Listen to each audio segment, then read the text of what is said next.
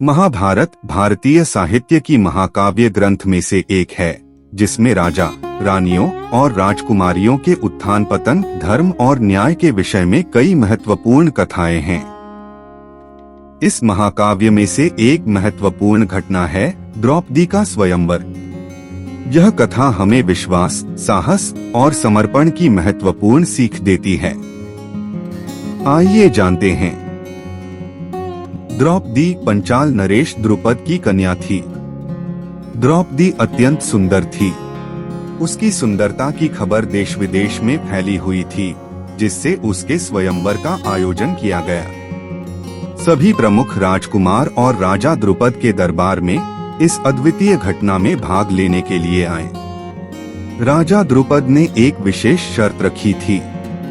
वह चाहते थे कि जो कोई भी द्रौपदी को पति बनाना चाहता है, उसे एक विशेष प्रतियोगिता में सफल होकर दिखाना होगा। स्वयंवर की शर्त यह थी कि वहां रखे धनुष को उठाकर पर प्रत्यंचा चढ़ानी थी और नीचे पानी में देखकर ऊपर छत पर घूम रही मछली की आंख का निशाना लगाना था। स्वयंवर के दिन राजमहल के सभी राजकुमार और राजाएं एकजुट हुए। प्रतियोगिता शुरू हुई। एक एक करके प्रतियोगी धनुष की प्रत्यंचा जोड़ने की कोशिश करते थे, परंतु कोई भी सफल नहीं हो पा रहा था। धृतराष्ट्र पुत्र दुर्योधन भी इस स्वयंवर में गया था, लेकिन उसके मन में शंका थी कि वह स्वयंवर की शर्त पूरी नहीं कर सका तो सभी राजाओं के सामने उसे अपमानित होना पड़ेगा। इस डर से उसने प्रतियोगिता में भाग नहीं लिया।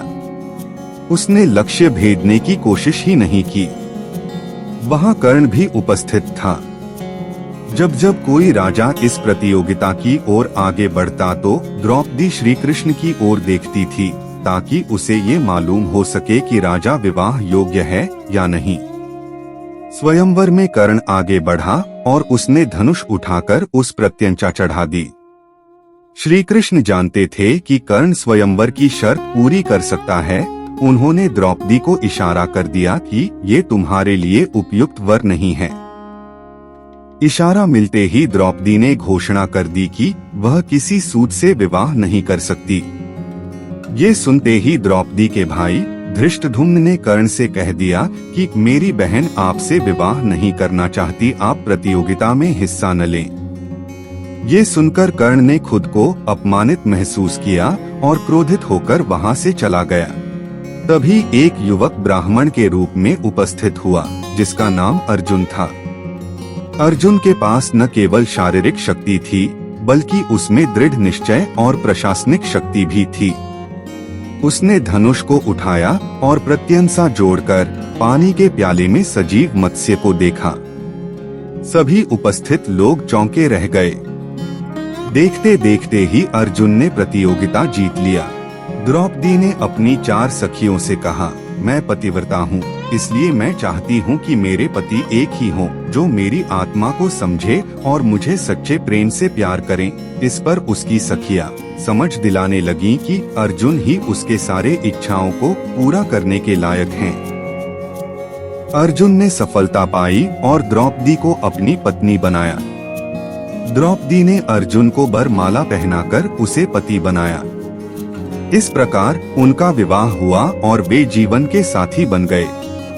उपासना और समर्पण। द्रौपदी और अर्जुन का विवाह सिर्फ शादी का ही नहीं, बल्कि उनके अपने आप को एक दूसरे के साथ समर्पित करने का प्रतीक था।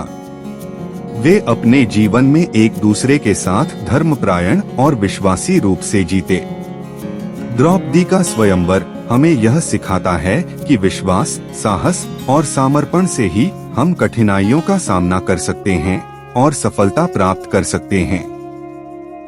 यह कथा हमें यह भी दिखाती है कि प्रेम और विश्वास के साथ जीवन में खुशियों की खोज करने का महत्व है। दोस्तों, आपका समय देने के लिए धन्यवाद। कृपया हमारे चैनल को सब्सक्राइब करें और हमारी और रोचक कथाओं को सुनने के लिए बने रहें।